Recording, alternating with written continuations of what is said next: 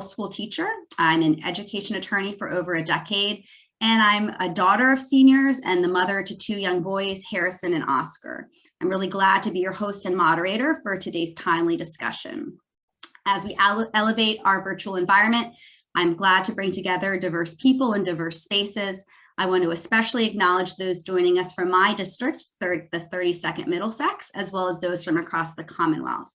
And I officially welcome you to my 6th community conversation event. Tonight's theme is Elder Affairs, Honoring Families and Communities.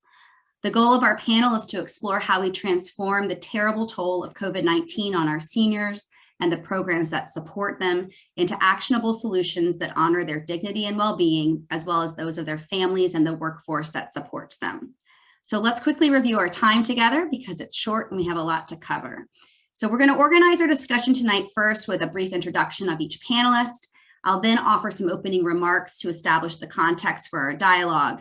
Thereafter, each panelist will have several minutes to provide some framing remarks, and then we'll address questions and themes that were submitted in advance or that maybe even arise organically during the discussion. I'm elated to host such an accomplished group and to elevate their work in leadership and elder affairs. I acknowledge each of you for your commitment to serving our community and giving voice to those who need to be heard. First, Dan O'Leary. Dan is the current, and not for too long, unfortunately, Chief Executive Officer of the Mystic Valley Elder Services. Dan is also my neighbor and constituent. And after 35 years of service, he has announced his intent to retire at the end of the year. Dan started with the Mystic Valley Elder Services as Assistant Director in the 1980s, and then led the agency for nearly a decade before joining the Alzheimer's Association of Massachusetts as Executive Director. In 1998, MVES invited Dan to return to his roots, and he took the helm once again as Executive Director. We certainly honor you and your service tonight, Dan. Dr. Alyssa Sherman is the President of LeadingAge Massachusetts, a trade association dedicated to supporting the work of not-for-profit aging service providers. Alyssa holds a PhD in social policy and management and began her career at the Massachusetts State House as the research analyst for the Committee on Human Services and Elderly Affairs. She then served in the Executive Office of Elder Affairs before joining LeadingAge Massachusetts. FayeRuth Fisher is the political director for 1199 SEIU United Healthcare Workers East, advocating for quality healthcare, good jobs, and social justice for all. With over 400,000 members throughout Massachusetts and other states, 1199 is the largest and fastest growing healthcare union in the nation. FayeRuth has more than 20 years experience in federal, state, and local government affairs. Joanne Edmond is an active member leader within 1199. She is a certified nursing assistant for a decade and a leader in the union for a long time. Mike Festa is a lifelong public servant, advocate, and also my constituent. Mike is the state director of AARP Massachusetts, which serves 8,000 members in the state.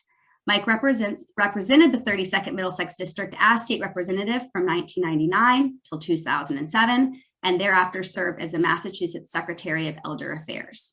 Thank you all so much for being here. So in discussing the issues of elder affairs, we're going to focus tonight on how we continue to center our work on advancing dignity and pressing for needed services. So at the outset, I want to acknowledge that no population group has endured more loss and hardship over the last 2 years than our seniors and those who care for them. And I expect that each of you watching tonight or in the future has experienced some level of personal loss in the last 2 years. And I want to just recognize what a terrible toll that has taken on us. The pandemic has taught us hard lessons about what is and who are essential to us securing a thriving, healthier future for our elder residents. Over 60% of all Massachusetts COVID-19 deaths have been of long-term care residents. Nursing homes were especially hard hit early on in the pandemic, accounting for nearly 1/3 of the country's overall deaths. We also know that health is holistic. So even as we work to prevent seniors and nursing homes from contracting COVID-19, strict visitation policies designed to keep residents safe caused distress and had serious health consequences for many suddenly isolated seniors. Families have reported disturbing health declines, including substantial increases in depression and unintended weight loss and declines in cognition during lockdowns. Of course, even before the pandemic, we have known that there are significant needs for caring for the health and well-being of our seniors. First, there's the population reality.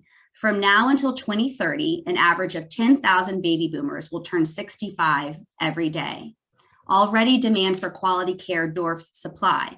For example, the Medicaid waiting list for home-based assistance has an average wait time of more than 3 years. Medicare does not cover long-term care, and it limits the kinds of home care people can receive. As a result, about 800,000 people are on waiting lists to receive subsidized home care. For millions of Americans, finding reliable and affordable assistance to stay at home has never seemed more urgent.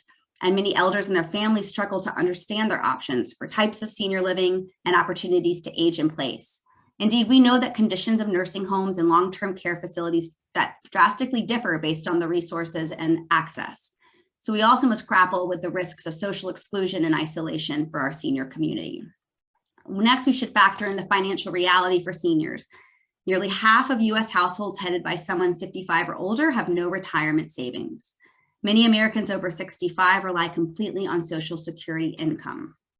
As we will hear further from our panelists, the pandemic has exposed serious gaps in senior services that must be addressed. Excuse me. Recruiting, honoring, and retaining a qualified workforce challenged by low wages and limited workplace protections is a key barrier that limits care for elders and their families across the Commonwealth.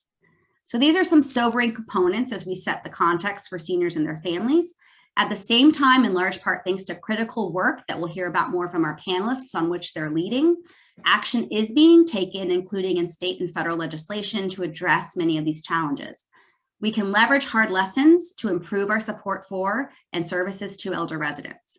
As House Vice Chair of Elder Affairs, I've worked with House Chair Tom Stanley to hold hearings on more than 70 bills over the course of this year. They're focused on many important aspects of elder affairs, including assisted living and continuing care retirement communities, on nursing facilities and rest homes, on home and community-based services, workforce issues, and health safety and training. I'm confident that the efforts of my colleagues and advocates on many of these legislative proposals will result in favorable reviews this session from our committee. And I also want to highlight the legislature's COVID-19 recovery bill, which we sent to the governor's desk last week. It includes significant investments consistent with the Elder Affairs Committee's priorities. While I can't go through all of those investments in a $4 billion package, I want to acknowledge several of them. We allocate $50 million to nursing facilities to help mitigate the financial impact of the pandemic and allow the facilities to hire new staff, implement infection prevention measures, and modernize infrastructure. We invest $250 million in premium pay bonuses to COVID-19 front workers with recognition that moving forward, human service workers need to be compensated fairly. Indeed, the legislature now directs the Health Policy Commission to study and report on the state of the healthcare workforce, including shortages in healthcare and in home healthcare and in skilled nursing facilities. The commission also is tasked with reviewing programs that help recruit and retain workers. In addition to restorative funding for hospitals, the bill allocates $400 million toward behavioral health supports to address well-being during an unprecedented time of stress, insecurity, and loss. We also allocate $300 million to the Home and Community-Based Services Investment Fund to support the workforce, increase access to services, and assist with infrastructure needs. And we invest $150 million in permanent supportive housing for a number of groups, including seniors. There is great opportunity to use these and other assets across the Commonwealth to shift our awareness and practices in honoring our seniors. So now I'd love to turn it over to the panelists for some introductions to talk a little bit about yourselves beyond your bios and share a bit about how you're responding in this moment in our time in history to the needs and demands in elder affairs. Thank you again for being with us, and maybe we'll start with Dan. Thank you, Representative. Thank you for having us tonight. And what a fantastic introduction of sort of the landscape. I want to compliment you and your colleagues in the legislature and the administration for the kind of investments that you've made. I think they're going to make a difference. They've already been making a difference. So it's not all about money, as we know, but money does make a difference, and we appreciate these investments. I think that the key things that, from my perspective as the CEO of an agency, a non-for-profit agency, Mystic Valley Elder Services, that provides home and community-based services, is number one, I just want to acknowledge the challenges that in every venue, whether it's nursing homes, assisted living, or in the community, the challenges that people have faced in the last couple of years, particularly during the COVID crisis. And the tragedies that we heard about were just truly horrific. And I also want to say thank you, and I know we have a panelist here, for the frontline workers who've shown up every single day in the midst of this crisis to provide extraordinarily good care, whether it's in a nursing home or in the community. to that end, I'm grateful for what the legislature has done is to help people and recognize them financially to help increase wages throughout the system. But we have a long way to go. I think one of the things that I would say, Representative, is that, and I'm going to use this term for folks who are not in our industry, but I think lay people are on this call. For many people, particularly in the community, they're piece workers. And what I mean by that is they're paid on an hourly basis for when they provide care to an individual. They're not like most of us who are in professional jobs where you get paid a living wage, number one, and that if you show up for work, you're going to get paid and you know what your income is going to be for the week. But for home and community-based workers, God forbid their client, their consumer, might be hospitalized. They lose a day's pay. And that is difficult. I'll say that's probably an understatement, but you don't know what your wage is going to be. And when you're making $14 to $20 an hour, somewhere in that range, you can't afford to lose pay. So I think we need to think about not only the base pay for workers, but we need to think about how we pay them. And I would argue that in the time of shortage of workers, and I'm talking about good workers like Joanne is going to talk in a little while about what she does, really God's work, I would say, we should be thinking about how do we, in a sense, and I use this term, professionalize the workforce so that they know what they're going to make in a given week and not have it regard to the individual that they're serving.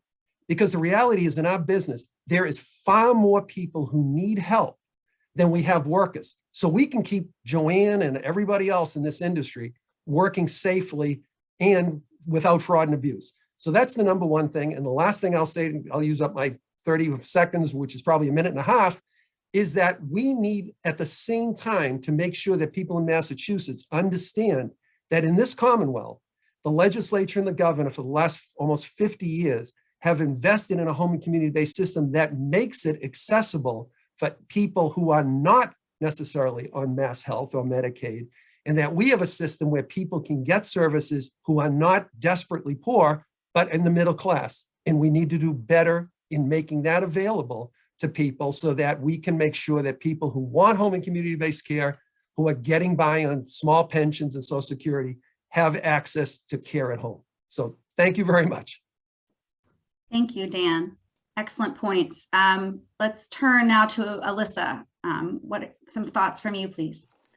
Great. Well, thank you so much, Representative Lipper-Garabedian, for inviting me to be part of this really important conversation this evening. And just quickly, so everybody knows who LeadingAge Massachusetts is, we are an association of not-for-profit, mission-driven providers of housing, healthcare, and services really across the entire continuum. And our mission as an association is to expand the world of possibilities for aging. And we're really working for a future where all older adults can live in age-friendly communities where they can receive access to the services that they need when they need them in the place they call home. And that may be a whole variety of different places that they call home, from the place they've lived in for the past 50 years to an affordable senior housing property to a nursing home. As not-for-profit organizations, our members have very deep roots in their communities. They are all governed by volunteer boards of directors, and many of them have been serving their communities for over 100 years. But they have really been on the front lines of battling the pandemic for the past 20 months. And they have really heroically and tirelessly been focusing on, the needs of those that they serve, both in terms of keeping them safe, but also recognizing, I think, the important issues we talked about earlier that you mentioned around battling isolation and loneliness, which we saw was just as critical a problem as the safety of people from the COVID pandemic. And I think that, what we've seen is that the pandemic has really shone a light on some of the real systemic major issues focusing aging services that we've been working on really for years. And that's, a real underinvestment in our aging services infrastructure and the caring economy. And unfortunately, we realize it's really left us unprepared to adequately meet the needs of our aging population. The pandemic has really exposed the fragility of a system that depends heavily on the availability of these professional caregivers who are significantly underpaid and unfortunately undervalued for the incredible work that we know that they do. And we need to fix that. We also recognize the limitations on the current models of care that we have, our long-term care models, specifically some of the shortcomings in our nursing homes, many of which are operating in buildings which were designed for efficiency rather than for person-centered care. And we know that there are better ways of creating models of care. So I think we actually have some great opportunity while there is the attention and the recognition that we really need to fix this problem and support of the public, I think, to be able to invest. Incredibly grateful to you, Representative, and your colleagues in the legislature for these important investments that you're making as part of the legislation that was just passed last week. We are very hopeful and working to advocate at the national level on the Build Back Better Act, which would make really historic investments in our workforce and home and community-based services, as well as affordable senior housing, which we know there's a tremendous need for more affordable senior housing and technology and combinations of housing and services. So we think that there is the opportunity to really, embrace this time and hopefully achieve some investments that we know are really needed to be able to support our older adults as we move forward into the future. Thank you, Alyssa. FayeRuth and Joanne, love to hear from you a little bit. You've already, all three of us who have spoken so far have already really raised up the issue of workforce. And I know that you all are experts in this space, and we're so glad to have you join us. I'm so glad to have you join me tonight for this conversation. Thanks. I'm going to actually ask Joanne to go before me, and I'll go after. So Joanne, go ahead, please.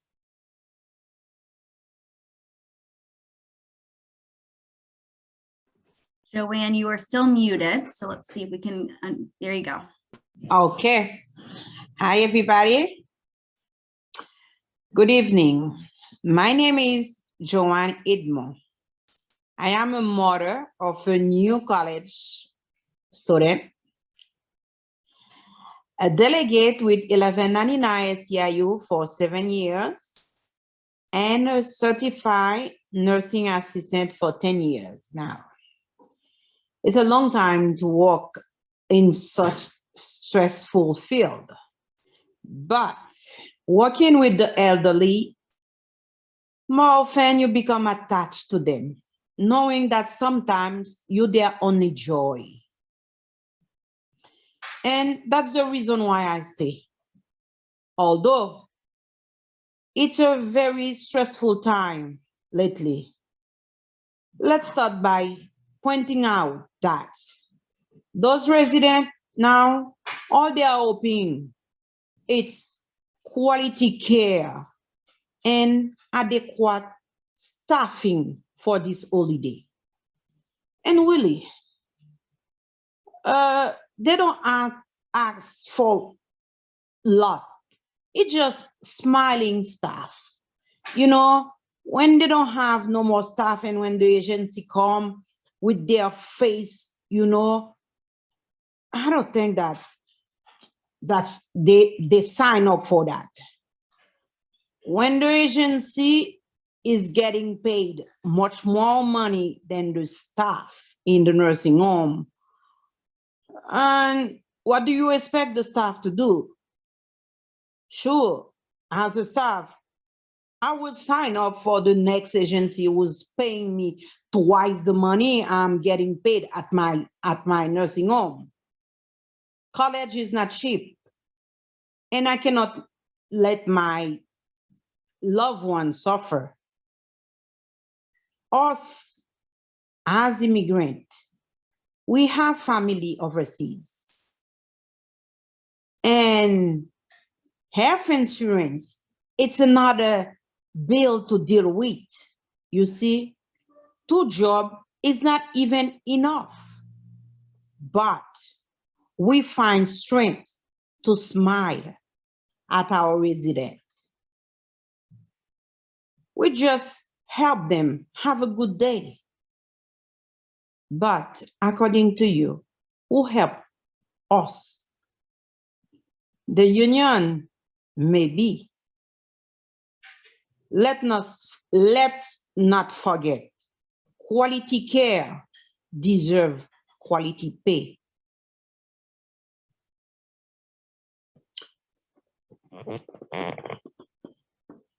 It's painful.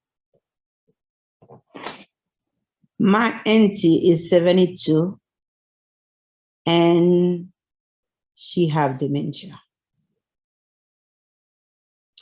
Do you think that I can put my auntie in a nursing home?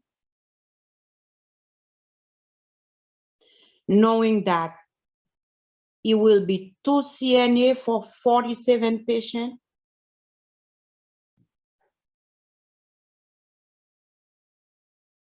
How many jobs would I have to do? As a delegate, I advocate for some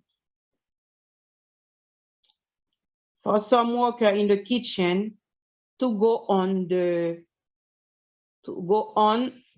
learn to be a CNA. She did, and she liked it. Did she have a chance? Yes. But will she choose to stay with the nursing home she's working? No, because there's some agency who was paying her $22 an hour. Can we try to keep our workers? How can we do that?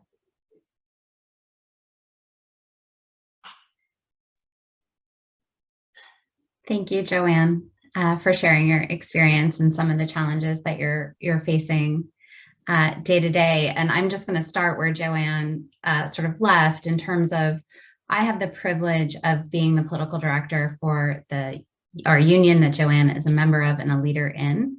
We're the largest healthcare workers union in the East Coast, and we represent hospital, community health center, home care, and nursing home workers. So we represent workers across the entire care spectrum. And as Joanne's lifting up, we need to ensure that people have the appropriate choice and the agency to make the choice to be in the setting that they choose, that works best for them. I think that the pandemic, as we are all saying, has exposed the absolute weaknesses in the system. And I believe that the pandemic, because I'm an optimist at heart, even though we've been through what we've been through, and hearing stories from Joanne and members like Joanne about the challenges that the workforce faced and the impact on care, not just from wages, but also lack of access to PPE, just the entire infrastructure being sort of challenged and strained. I still remain an optimist that we have a moment, as Alyssa said, to truly address these issues, that people are paying attention in a different way, and that we are compelled to do something now. And I thank the legislature and the Elder Affairs Committee for lifting these things up and for making those investments. I think the things that you lifted up, Representative, that were passed in the ARPA bill were tremendous.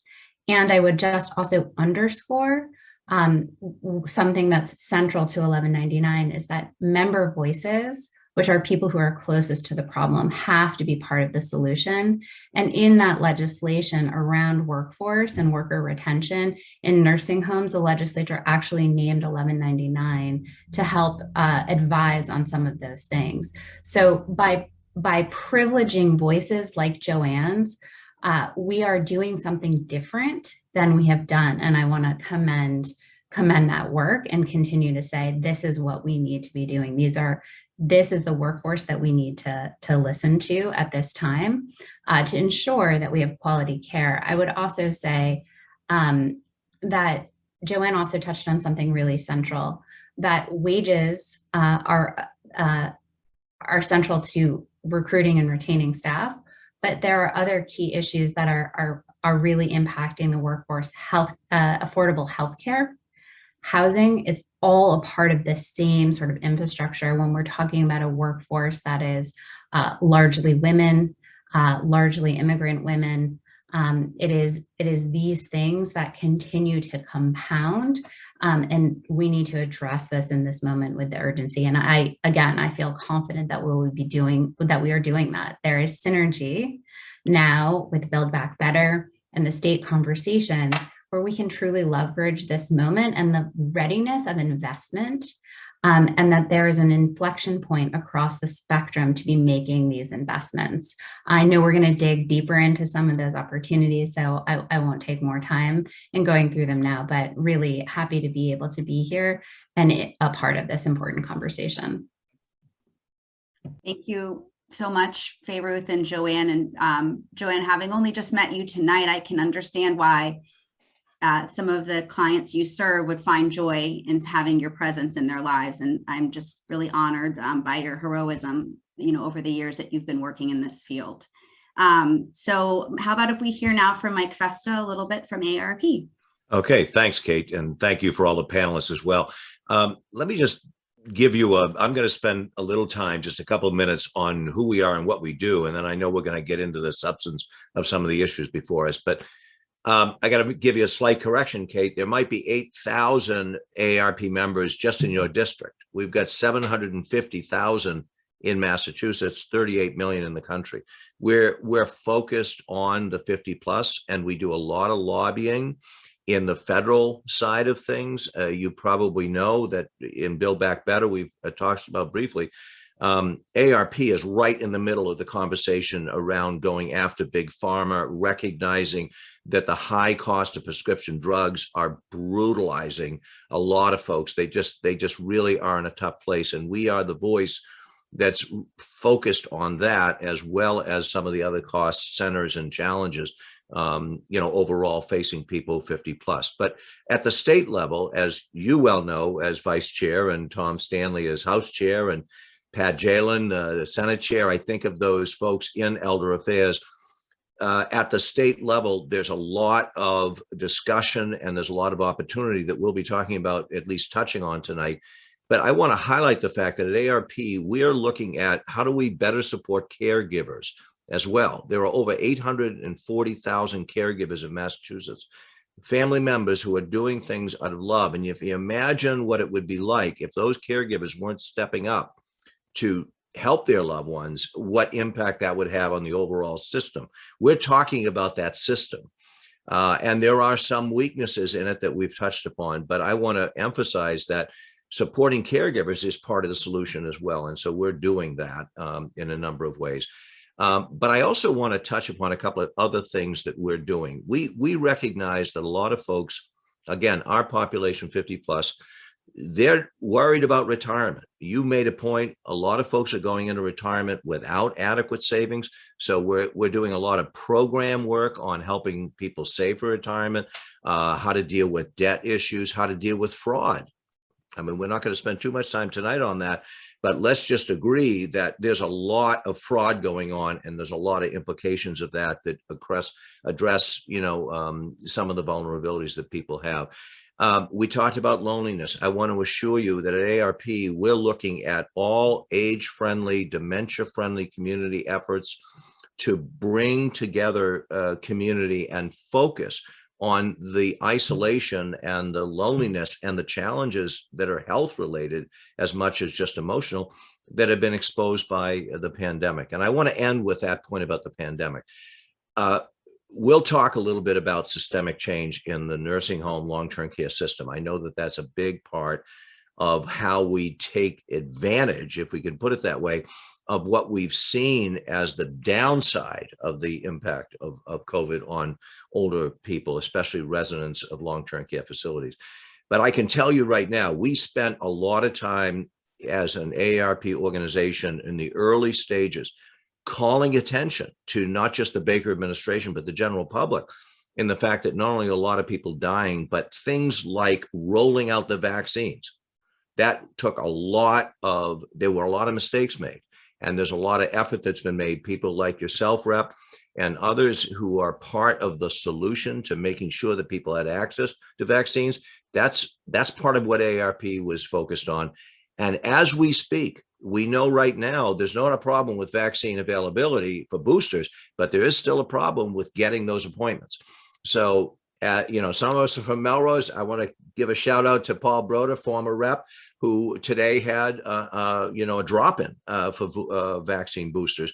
And guess what? It was filled up in a matter of hours, and people couldn't all the people that wanted it couldn't get it. So there are a lot of challenges that we have been dealing with. And I want to just conclude by saying that AARP, as an advocacy organization representing a lot of consumers, we work very closely with the folks on this panel and frankly, with a number of other advocates, recognizing that we each have a role in calling attention to and advocating for solutions. And some of those solutions we'll talk about tonight. So that's Thank you. my That's highlight. great. And I may have stumbled over my remarks. I meant to say 800,000 members. Certainly, Yeah, well, I have more than eight. It's okay. I thought I'd give a little tease, but there's about 8,000 in the Melrose, Wakefield, Malden area. So I believe it. You were right. So actually your ending remark is really helpful for segueing into some of the four large themes we that surfaced in the questions from registrants around, you were mentioning all the different, advocates and groups that are really focusing here and also referencing local government in addition to state. And it's true. And when we think about elder affairs, jurisdictionally, there are multiple state agencies that have roles to play, just as there are various organizations, including some represented here tonight, serving our aging population. Hearing some of the themes tonight reminds me of the conversation I hosted last month on early education and care, the other end of the life spectrum. But there are a lot of similarities, it's almost looking in a mirror when you think about workforce, when you think about affordability and access. One thing where that similarity kind of breaks down is in this question of jurisdiction. So in Massachusetts, we have one state agency that really has ownership over early education and care. For the elder affairs space, you have DPH playing a role. You have the Executive Office of Elder Affairs playing a role, of course, other agencies as well. And then we have, a panoply of really important advocacy organizations and associations working with the senior community. I'd be curious to hear from you all about how you see this framework working well and where there might be opportunities to improve cohesion and alignment to support our seniors and their families and the workforce. And I think also I'll raise up one of the questions specifically from a registrant who asked a little bit about, how would somebody figure out the different vendors and providers that are supporting elders? Where might they go to vet their options? Because it really is a big portfolio of possibilities. Anyone, feel free to jump right in. Well, let me kick this off because I think it's a very important question. It's sort of like the Consumer Reports type of thing. So I'm going to say one place that people can go, regardless of income, regardless of age, regardless of circumstance, but if they have questions about what you just raised and one of the people on the sent in a question on, is how do you know who sort of has the seal of approval, and how do you know you're going to get good service? Well, one of the ways we do it is through agencies like Mystic Valley Elder Services. And there are 25 agencies, not-for-profit agencies across the state. We're all part of what they call the Mass Home Care Association. And you can call through Mass Options, the system, get referred to your local ASAP, which we are called an Aging Service Access Point. And one of the things that we do, number one, is we're not going to sell you any services. We're going to listen to you, talk to you about what are the issues you need. It may be services that are subsidized through the Commonwealth or Mass Health or other programs that we can help you access. It may be people are interested in saying, no, I'm just trying to collect information and I just like to get prepared. Or I might want to do it on my own and pay privately because I don't want to go through any public system. That happens sometimes. We say, well, listen to your possibilities. So directly to the point is we have, for example, at Mystic Valley, we do business with 75 different vendors, everything from laundry services to in-home home care companies, transportation companies, adult day programs, etc. And we vet those agencies. So we only do business with agencies that meet standards set by Elder Affairs, DPH, and our own standards. And then we do quality monitoring of these people. And so while these companies are doing business with us, we also are happy to provide that list, if you will, to people who call us and want that information so that they can go out on their own and check them. We'll also tell people, we'll give them sort of advice on what to look for. There are many good information. Elissa probably will talk about this. What do you look for when you go to a nursing home or assisted living? One of the things we always talk about, don't be awed by the chandelier in the grand piano in the foyer. Check out the nursing home, check out the staff, check out people like Joanne, how they engage with the residents. And so we can give people tips on what to look for around home and community-based services. So please, people should feel free to call. We're going to give them objective, no-cost advice on these kind of services. Alyssa, do you want to, oh, go ahead, FayeRuth. Yeah, I was going to say, Alyssa might want to go because I think she's going to talk a little bit more about the consumer angle. I was going to talk about something more policy specific. So okay. Either way. Okay.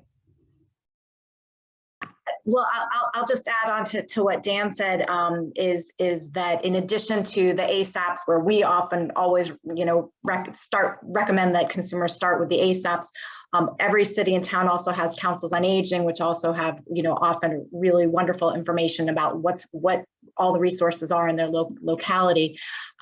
We at LeadingAge Massachusetts, we have a consumer guide. The information is also on our website, where we list a lot of different questions of exactly what to ask. What are the types of questions to ask for when you go in to look at a nursing home or an assisted living, as well as some of the references, resources that are available both through the state as well as CMS, Centers for Medicare Services, which have a nursing home 5-star tool, and it shows information about staffing, about quality metrics, inspection reports, as well as like how do you really understand those because it's just one piece of information. So I think that's one thing that we always say is, don't just rely on any one piece of information, but use that to then go ask additional questions. And then the other thing I was just going to mention, and again, probably this goes into policy, I figured maybe Mike was going to talk about just in terms of how I think some of the things that we're doing well from the system is, that the Baker administration, and I don't even know how many years ago now that they created the Governor's Council on Older Adults, and really has looked at how do we put in place age-friendly and dementia-friendly policies really across all of our different agencies. So even though we have a Executive Office of Elder Affairs, thinking about our transportation policy, all of our various policies, making sure that we're looking at things through the lens of older adults as well. And I'm sure Mike has a lot more he can add, since AARP has been, very, very much engaged in leading those efforts. Well, I don't want to jump over FayeRuth, so I'll wait my turn. But I will answer the question. I appreciate that. I just wanted to lift up, I think the place where you started is something that we have been looking a lot at over the course of the years, about sort of the fact that some of this oversight sits in very different places. I think that Dan is absolutely lifting up the importance of the ASAPs and the work that the ASAPs do. And we have been advocating for a long time. And I think that there's general consensus that all home care agencies, regardless of what type of home care agency, whether they do work through the ASAPs, whether they're private pay, that there's a licensing process for them that takes into account suitability and pieces like that. I think that there should be home care licensure for home care agencies, regardless, and that if the ASAPs are doing this sort of monitoring and quality metrics and ensuring that the good home care agencies are lifted up, and we think that there needs to be that needs to be expanded across all agencies, because it's, as Joanne's talked about, it's about consumers, and it's also about workers, and those are critically important pieces to it. Yeah, so just to do a wrap and connect the two, the policy wonks that are listening in know that part of this is a systemic solution, right? We know that when it comes to regulatory practice, who's watching the ball, who are the voices in the room? There have been some real challenges. You think about what happened in Holyoke and Chelsea Soldiers Home. You think about the early stages of the pandemic, where frankly there was a lot of harm done in those long-term care facilities, and there was not enough attention to that. We think some of the solution is systemic and major change. And it's one of the things I will call attention, is that the good news is that there are leaders in the legislature, and Kate, I know you and the chair, House Chair, and of course, Senator Jalen are working closely with a lot of advocates to take the lessons that have been learned from this pandemic and say, we've got to change how we regulate, how we fund, and how we look to protect those most vulnerable, because mistakes have been made and they will continue to be made unless we address that point. Now, the other last point, I think, when it comes to the solutions that we are touching upon tonight, have to do with that workforce, have to do with the acknowledgement that we are about to enter a phase which we've talked about for 20 years, which is the baby boomers are going to hit these systems in huge numbers.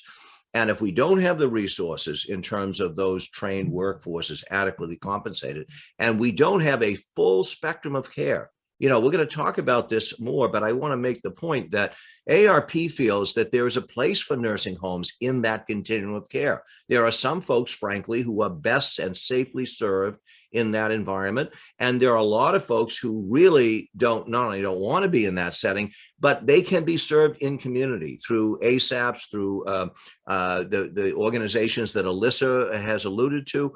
And the key to all of this is to be focused on where are the weaknesses in those delivery systems, and how can we best deliver the resources in a way which meets the need. And it has to be done in a very focused and deliberative way, because I think, frankly, we've been stumbling along on the issue of how do we address the baby boomer impacts. And now is a great time for all the reasons that we're talking about to make that happen, frankly. And the money is there federally as well as the state stuff that you already talked about, Kate.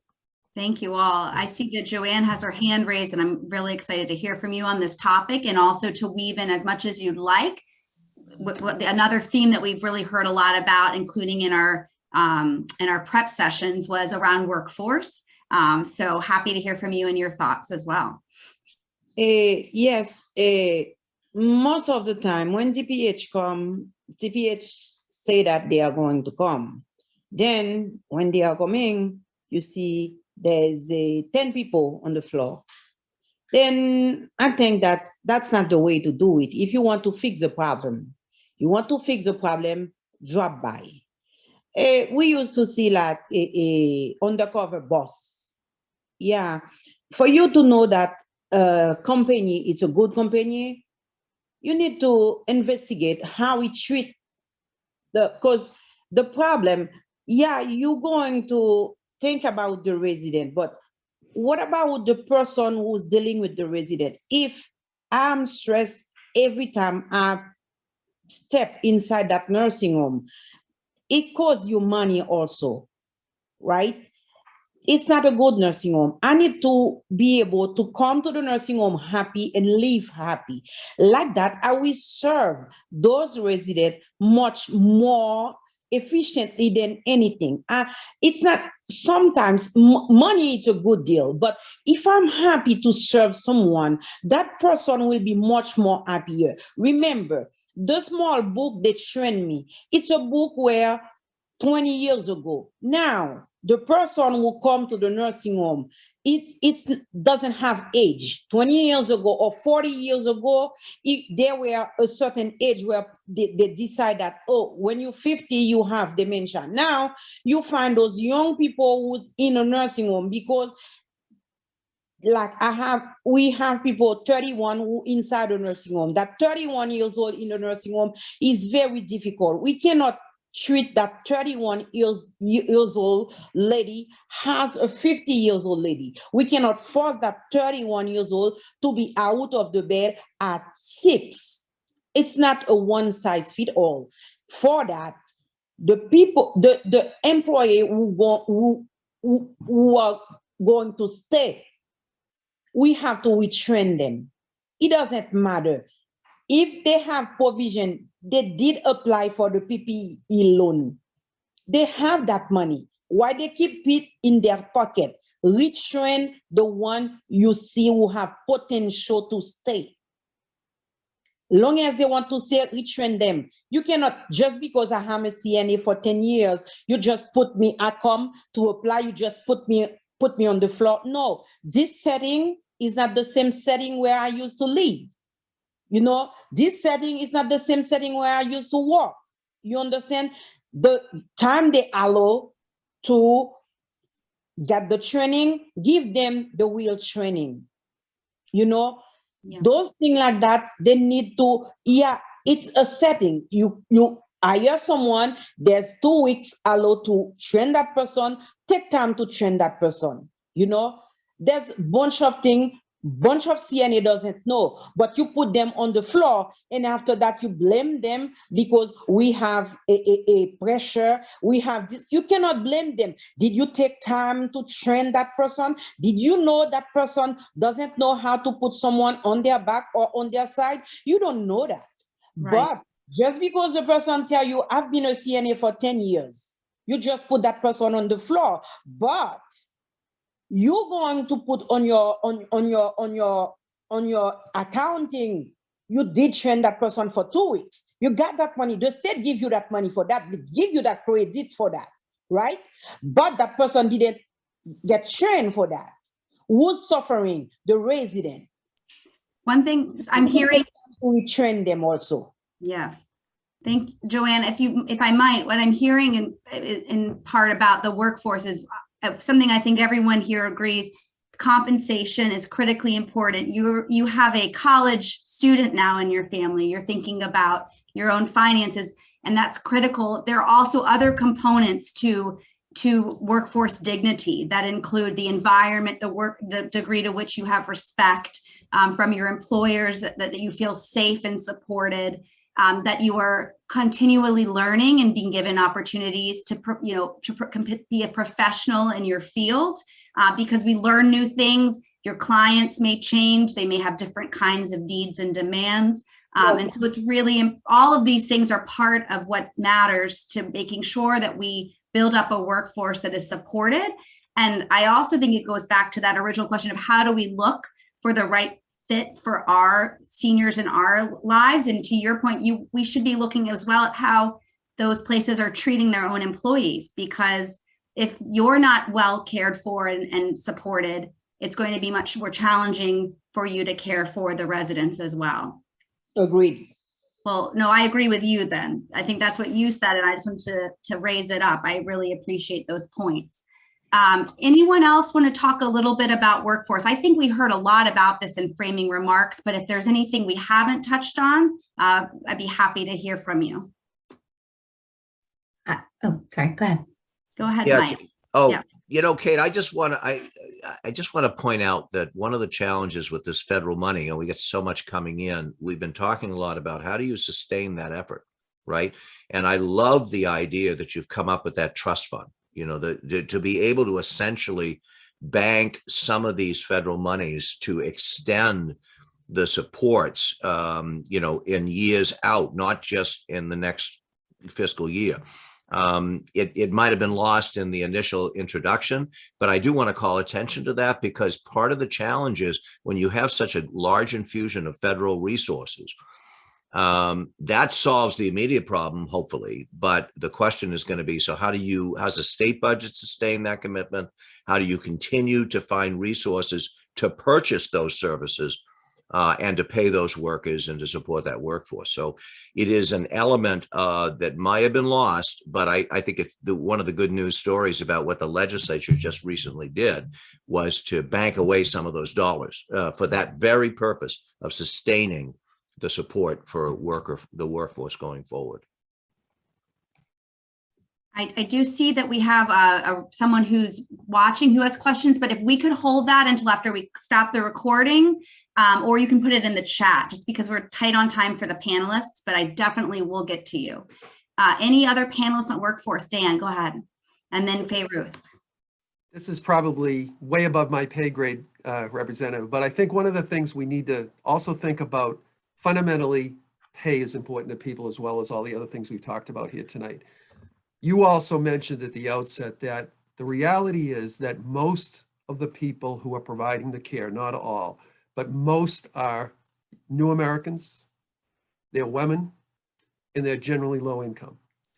And one of the things that, thank goodness, that we provide for the most part in this country, we provide safety net programs. We can argue that they're not sufficient all the time, but there are public benefit programs, particularly around mass health insurance, as well as some housing subsidies if you're lucky enough to be able to find affordable housing. And one of the things that we run up against as we want to increase wages and have people become more independent, help Joanne's daughter, son go to college and so forth, is one of the things that people run up against is that if I make another $1, I could potentially end up losing $1.50 because I lose my health insurance or I lose my subsidized apartment and so forth. And it's not that people don't want to work. That's not what it's about. It's people make rational economic decisions about what's going to be best for their family. And so if we've run into situations where people will say, okay, that's great. Thank you. I want to make another $1, $2 an hour. But now I can't work as many hours because I potentially will lose benefits. So I think one of the big issues we have to think about, how do we create a glide path so that people can become economically independent, move away from public subsidies that are basically the safety net programs without punishing them? Because what we want to do is to have people be independent. We want people to get a higher wage, and we also want them to continue to work at least the number of hours they're working, if not more. So I think at a very high policy level, I think we should be thinking about, big programs like where if you work in healthcare and you're working in these industries, you get a higher threshold benefit levels. And we designate these like we used to do in the public health service or teachers. Kate, you know more about this than I do, where if you taught in underserved communities, you would get certain benefits. So I think we ought to think big about this, to Mike's point, and to others here. How do we think big about this so that not only the investments that we're making now in terms of wages potentially and some other benefits, but are more systemic so that people can become independent and do this work happily, as Joanne would say.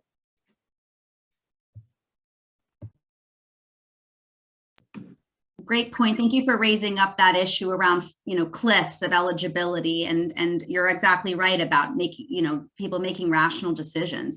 FayeRuth, do you wanted to say something on the workforce as well? Yeah, I was going to make now in comparison to Dan's point about thinking big, this is going to seem very micro, but I want to just underscore what Dan just shared is so critically important, and also why bills like Build Back Better have things in there like, we're pushing for paid family and medical leave and other areas that's going to alleviate those pressures that we're talking about on the workforce, and this cliff effect is also very, very real. I was going to just very briefly touch on some of the workforce training issues. I think that to the point is that it is, yes, money is a huge piece of it. And the environment in which people work, and the ability to have meaningful pathways and career ladders in the work as well, both in home care and in nursing home care. I think some of the things that we're looking at is how do you continue to remove barriers for people to enter, especially sort of the CNA workforce. And some of those things we're looking at, we think about apprentice programs. We often think about apprentice programs as they apply to sort of trades. We think that we need to have apprentice programs where you can get hours towards certification and really make it easier for people to come into this field, and then a clear career path and career ladder to increase those skills and increase the professionalization of that career. Great.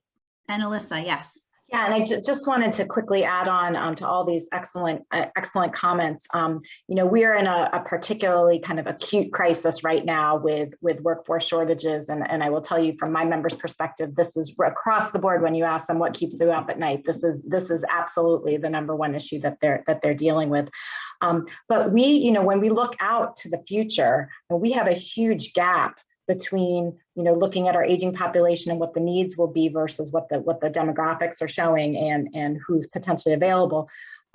We really need to be thinking about kind of how are we building that pipeline and thinking about some very creative ways of trying to to help people think about careers in aging services at even much younger ages. I mean, we've been also kicking around the idea of the apprenticeship programs, even, at high school, Voc Tech. But I have a colleague in Ohio that they were working together with the Department of Education to work on a curriculum program to expose elementary school age kids to careers in aging, kind of along, you remember the Richard Scarry book of all the different occupations, showing all the different ways that you can help people by working in aging services. So I think we have to really be thinking very long-term also about the things that we're doing around building pipeline, as well as looking at some of the immigration issues, which I know are federal level issues. So. Right. Thank you all. That was really helpful. And I like that you provide an anecdote about, again, connecting this education space, given that's my professional background with the elder affairs and just seeing all those through lines.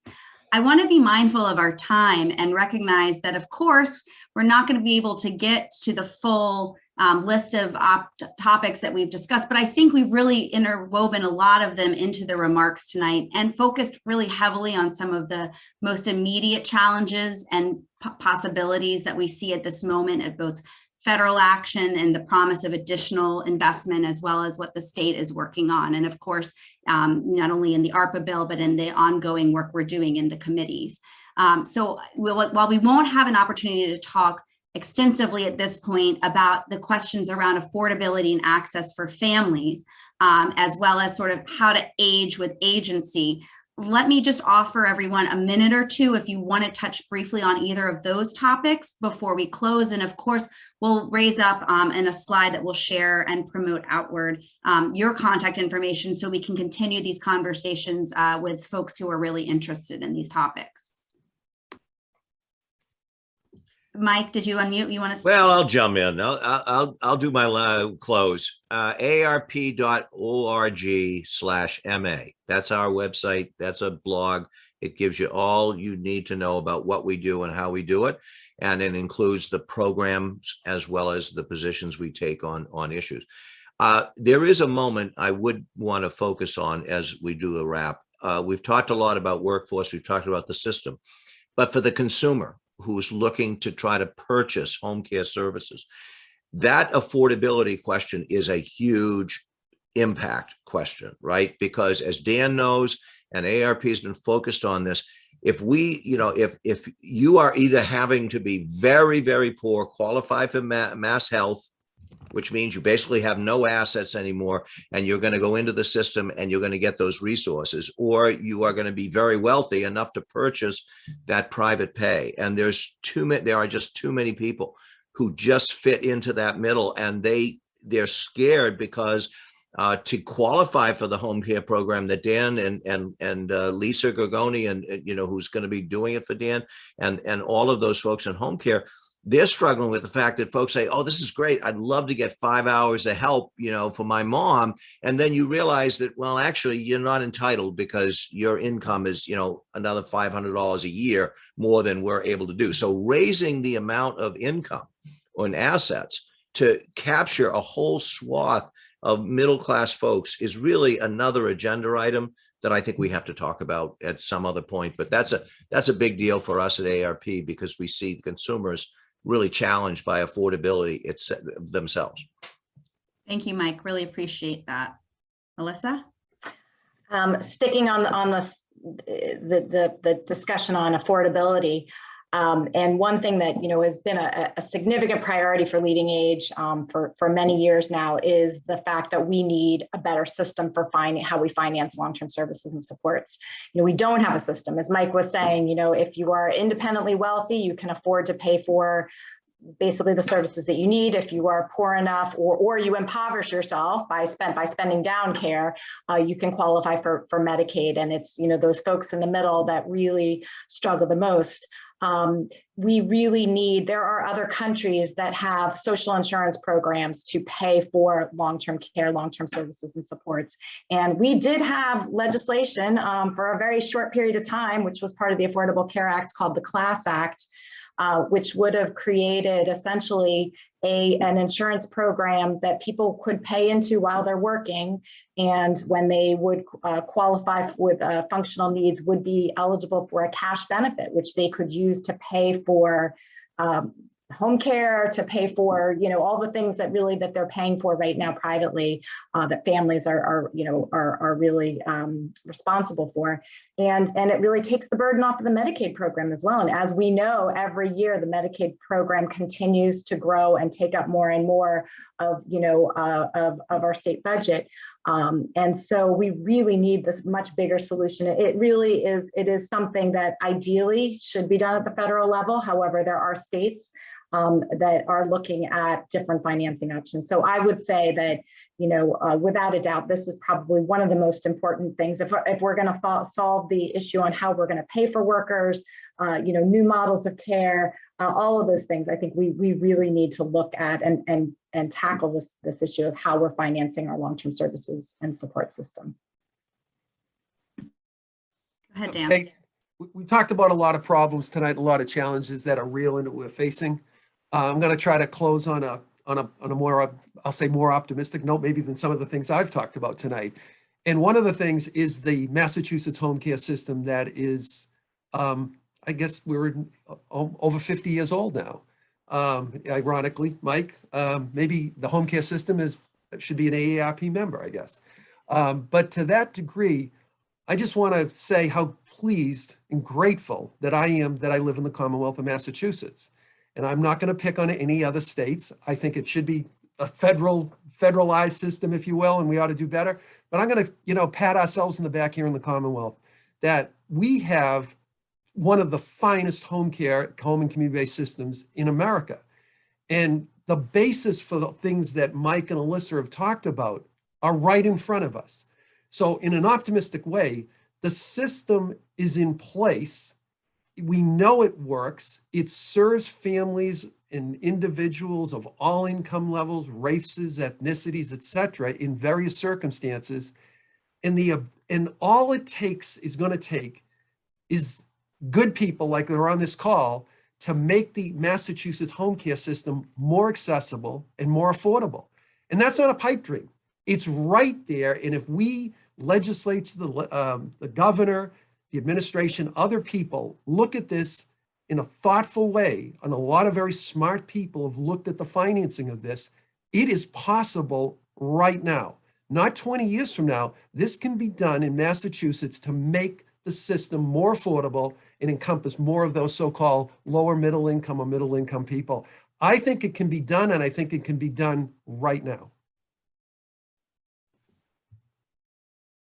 That's a nice way to end, but I do also want to check to see, FayeRuth, you already expressed some optimism earlier, so we have that comment as well. And Joanne, you've given us a sense of the joy that you can bring to the job and also the things that you're looking for policymakers and others to really support you in. If we might head to concluding remarks, unless either one of you wants to share anything else. I'm really grateful for all of you joining. I do want to note that I, as state representative, maintain a list of different resources that you can find on my website, which is kateforrep.com. Under COVID-19, there's a page there where you'll see that I've outlined a number of programs and resources that are available right now in a variety of areas, including around personal well-being, mental health, behavioral health, grief, unemployment, housing, and food security. So please take a look there if those are areas in which you might have some need. And of course, always reach out to me directly for questions or ideas on those topics. I also want to share briefly also the contact information for this esteemed panel so that you can be in touch with anyone who spent some time with us tonight. We've learned so much from each of you, and I'm really grateful for your partnership in this work. It is a new area for me to be in elder affairs, and I've been really grateful that each of you have reached out personally to share your passion and your time with me. And I'm glad to have learned things tonight. And I know that folks who will watch this will also learn as well. So let me close by just thanking anybody who is here with us tonight. And I know we will, once we stop recording, we have one question from someone who's here with us that we'll get to. I hope that, each of us can take time to reflect on this conversation. I know I will, and consider ways we can continue to advance dignity for our seniors, for their families, including caregivers. You mentioned caregivers, Mike, and I think of my mother when my grandfather had a stroke in his 80s and he came to live with us and we converted our dining room into his bedroom. And I think of the home care workers who came to support us and have remained in our constellation of loved ones ever since. I think of all of them and the workforce, including you, Joanne, and others that supports them and thinking about ways to advance your dignity. I look forward to continuing to work on these issues and encourage your ongoing engagement with your elected officials, with community leaders, certainly in the midst of a holiday season, considering ways we can individually and collectively build and honor the connections of our families and communities should be front of mind. So we'll record this discussion and share it broadly. We thank you for participating tonight, and we look forward to upcoming community conversation events as well. So thank you so much and be well.